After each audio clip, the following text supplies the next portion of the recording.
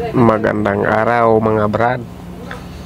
Mayroon na naman tayong panibagong project, Toyota Land Cruiser V8 GXR. May tatanggalin tayong dalawang valve cover kasi ang tatanggalin natin dito ay timing cover dahil may problema yung dalawang camshaft. Baklasin natin yan lahat, tsaka palit na rin ng lahat ng ano nito, tensyon niya, palit lahat ng mga pinagmulan ng problema. Babaklasin natin dito. Sana huwag niyong kakalimutan mag-follow, like and share dito sa aming Facebook, tsaka sa Facebook page na rin pagka may time makapunta sa Facebook page. Okay tayo mga brad, meron tayong binababa ngayon na timing cover.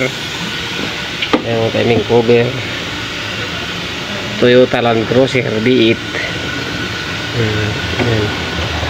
Tanggal namin ang timing. Yan ang timing. May problema ang problema. Lai, ito ang rubber. Udah. Ito mga hulog. Yan, rubber. Bang 2. Ito ang problema. Ito. Bang 2. Bang 1. Camshaft number 1 saka number 2. Yan. Detail sa number 1, number 2 din. Yan. Boleh mau. Ayun. Ayun oh. Yan yata yung kaldag. Pinapandar may pitik. Ano? Kaldag. Bangto. Ya di wala. Wala sa berarti. Yan o, timing cover saka valve cover. Ito timing cover V8.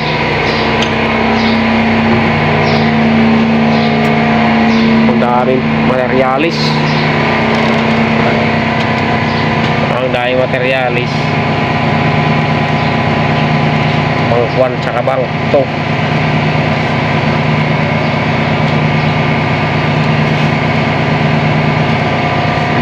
Haba ng ang dami nang tinanggal.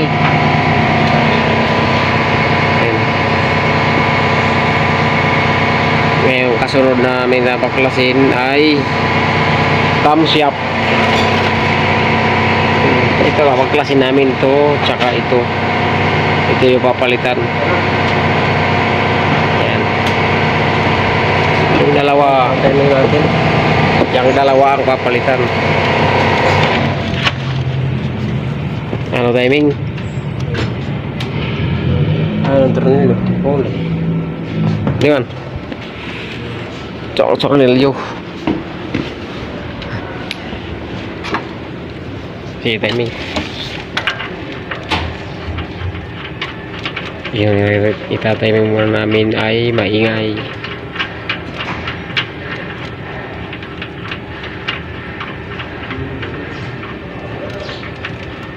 Lagyan natin sa di timing, mga timing. Ayan na mga brad, natanggal na yung timing chin nya. Wala na ang kadina, lahat pati puli wala na. Natanggal na namin. Yan wala na ang kadina, sprocket na lang. Kasi dito na yung kadina. Ito. Yan na yung kadina nya. Sa kanan naman yan. Sa kanan na cylinder head. Para dito yan. V8 ito, V8. Land Cruiser. Ano pareho? Ito. Ano? Ayan, walang buhos. Okay mga brad, hanggang baklas muna tayo ngayon. Ito na lahat ng mga binaklas natin, lahat ng parts nasa labas na. Chain guide, tensioner, andito na lahat. Valve cover gasket. Yan, nakikita nyo, wala na siyang chain sa loob. Nailabas na namin lahat yan. Yan. Ngayon ang gawin natin muna, hanggang baklas lang muna yan ngayon. Pagka may parts na, saka naman namin ibabalik, kasi bumibili pa ang may-ari niyan ng mga parts. Hindi kasi nagsasabay-sabay ang pisa at saka pagbaklas. Hanggang baklas lang muna tayo ngayon mga brad. Ito pala mga brad, ang intake manifold ng Land Cruiser. Kailangan natin to baklasin na intake kasi yung ilalim nito nasa gitna yung daanan ng tubig. Yung hose, meron siyang gasket doon. Minsan naman ang iba nakasilikon lang. Kaya pag nabaklas natin to, makikita natin to parang may hukay. Yan na yung pinakagitna niya, may tubig yan.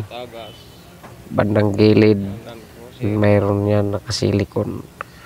Hanggang dito lang muna tayo ngayon sa ating ginagawa kasi wala pang visa. Hanggang baklas lang muna tayo ngayon.